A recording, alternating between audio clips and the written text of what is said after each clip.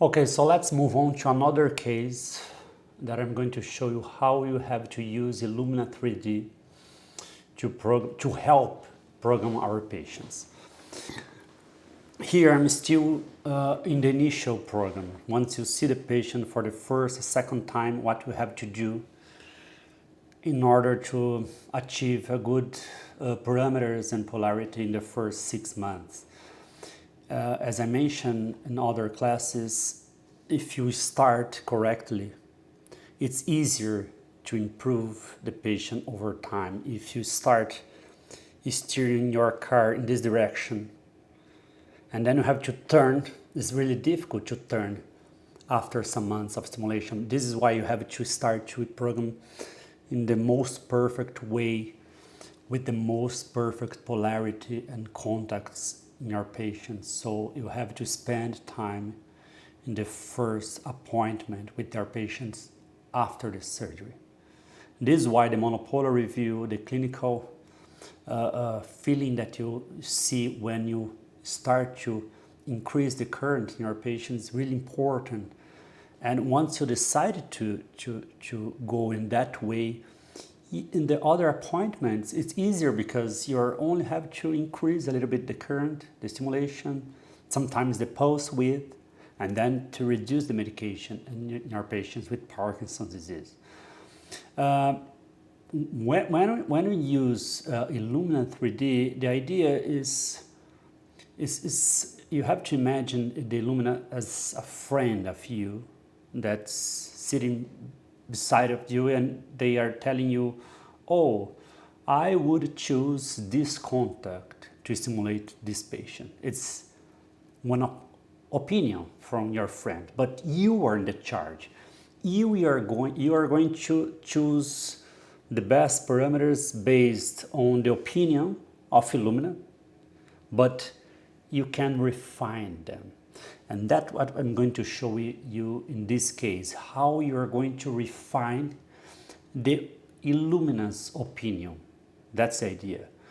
I say that because Illumina, they based 100% in the imaging. The opinion of Illumina is based on the reconstruction of the image, but there are some clinical insights that you have to put together in order to sometimes to change a little bit the settings that Illumina gives to you, okay? So let me exemplify this, showing this easy case, for example. He's a patient with Parkinson's disease, and then, as you can see here, it seems that electrode is set into the motor part of the STN, that's here in blue, okay? And then when you look at that, you say, okay, if I don't have Illumina, I can do the monopolar review. I'm going to see which are the best contacts, and I'm going to stimulate as I discussed it with you in other classes. But here, I decide to ask to my friend Illumina, which contact would you choose here in this case? And they say to me, okay, I would put 86% here into 2C contact and 14 in 2A. So this is the setting that Illumina gives to me. And then there's some anodic blockage here in order to avoid the current to spread to the bottom, to this side, okay? We are here in the right STN. And then when I see this patient, I start to increase the stimulation. So I'm getting the idea of Illumina. And once I'm here, sometimes I can try to refine the stimulation because imagine that you are seeing the rigidity. And then you can, for example, turn clockwise the stimulation this way just to see whether it's better, you know. If you made a good reconstruction, it's almost impossible the Illumina gives to you a bad opinion. So sometimes it's the perfect opinion, but sometimes you only have to steer a little bit horizontally the current or vertically the current. So for example, here in this patient, I'm going to see how the symptoms improve with 1.5, and then I can steer a little bit horizontally, or I can steer in this way. And in this patient, for example, when I put in this way, I felt the patient better. I'm going to show you the video, but just to note that's a smooth change in the parameters, but sometimes this can means a better outcome. And in this patient, I just push a little bit the current into this way, and I felt that the rigidity was a little bit better than in this setting. Okay, so here 8, 6%, 14. And in this setting, I decrease a little bit here the current, and I push a little bit in the anterior contact, and I felt that the patient was better. Again, you are in the charge. You are going to choose. And this in the other side here in the left STN, as you can see, the Illumina gave to me these settings. Illumina told me, Rubens, I would choose these parameters. And I say, Illumina, thank you. I'm going to test this in my patient. And I'm going to see how much his or her improve. But I can sometimes steer a little bit in order to see if I will achieve a even better outcome. And for example, if you see the VTA here, I know that's difficult to see, but the VTA is here, okay? So it's inside the STN. If the patient has a tremor or severe tremor, sometimes I have tried to put the current even more in the posterior part of the STN. Remember, the hot spot for tremor, they are more posterior, okay? For bradykinesia, in the middle of the STN is better. For rigidity as well. But for tremor is more here. But Illumina does not know this. Illumina are going to put the current in your hotspot that you have previously drawn in your tablet. But you have to sometimes to say, let me put the current a little bit that way because this patient has tremor. So this is your feeling. And this patient, I turn a little bit towards that way. I put 10% here, okay? So this is anterior contact. We are stimulate mostly in this way, but I choose to put a little bit here just to try to achieve this most posterior part of the STN. And again, you have to see your patient. I have to see whether this is true, and then you're going to examine your patient. And for me, this configuration was better than this one, okay? Look how is a small change, but this can at least a little bit more stable improvement to your patient. The idea is you have to try the Illumina settings, and then you have to increase the simulation up to 2.0 milliamps or 2.5 and to see how much you can increase your simulation, because you have to think about the other months ahead. And then you're going to sometimes refine, and again, you have to increase to see the therapeutic window of your settings in the Illumina settings, and to see which one is best. Think about therapeutic window, because sometimes you can choose, oh, this is amazing, improved a lot, but once you start to increase, there are side effects, and then you are limited here. So you have to try to find a good parameters that can enlist improvement with small amount of energy, but you have also to see your therapeutic window, because over time you are going to increase the simulation. And in this patient, for example, I felt that this configuration was better than this one. This one and the therapeutic window was a little bit higher. But again, if you have a same therapeutic window and this configuration, at least the best outcome, okay, you're going to choose here.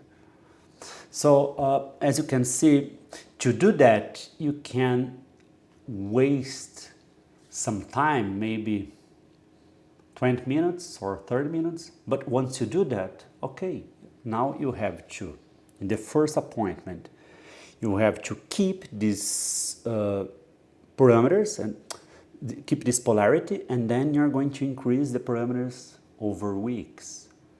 You have to start slowly, 0.3, 0.4 milliamps, and then every week you're going to increase 0.2, 0.3. This is small steps.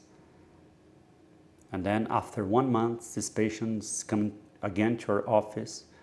You are going to, the program 4 will turn to the 1. You'll remember, copy and paste to the 1.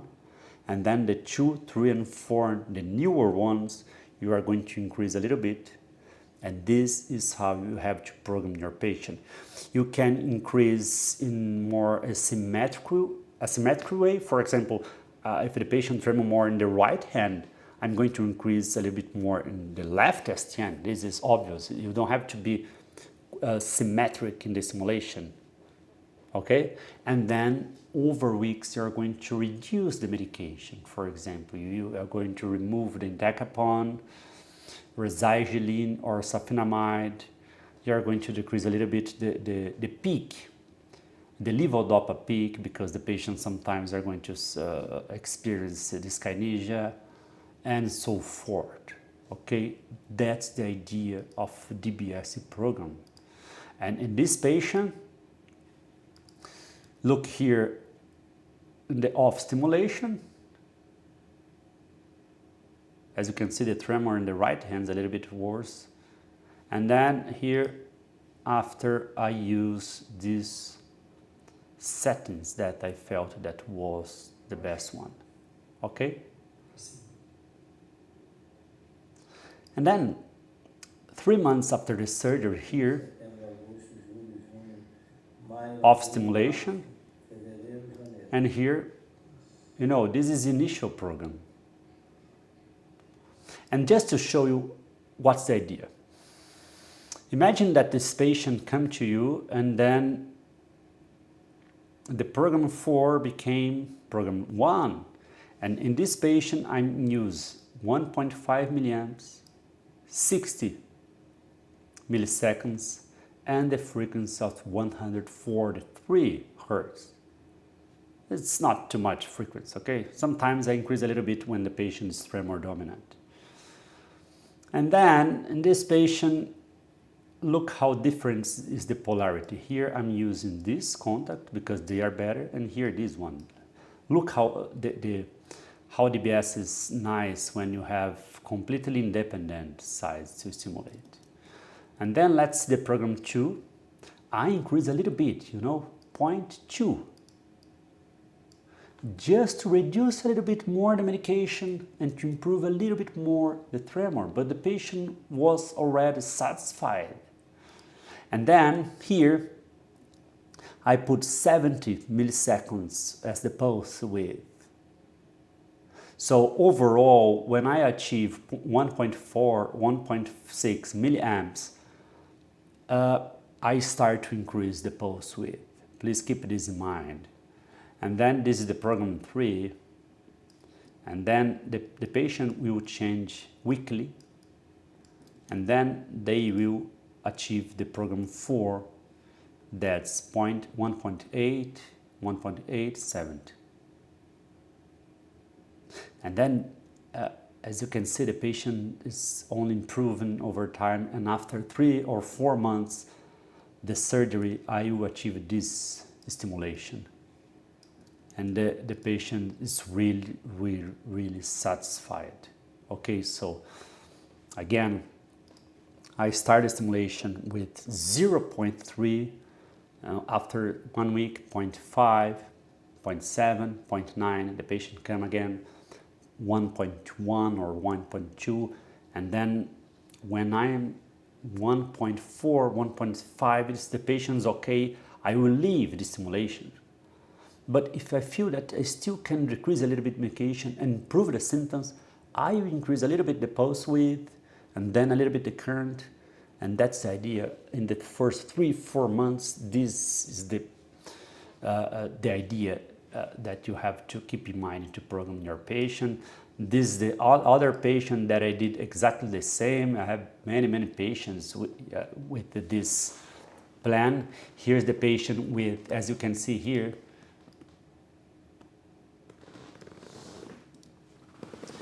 in the left STN 1.6, in the right STN 1.4, 60, 100, using the Illumina, but I refine a little bit the Illumina. And this is in the first 3 months of stimulation. And here just to show the patient in the on stimulation.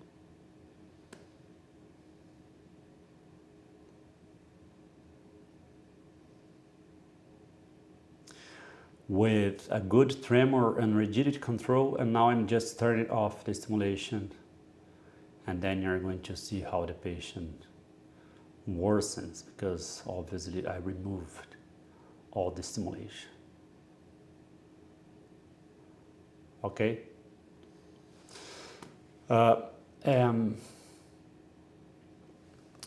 When you do this, when you do that kind of approach, when you select the best contacts, you are going to use a smaller amount of energy. If you look in the past, we use 3.0, 3.5 milliamps. Forget it. Today we use low energy more precisely because I'm using neuroimaging to program our patients. This is the best approach because these patients don't have side effect. They don't have desire threat. They even improve the speech after the surgery because the desire threat is related to the neighborhood of the STN, not with the stimulation of the STN itself. And if you reduce the medication carefully, the patient will not have dyskinesia. They will improve dyskinesia after the STN.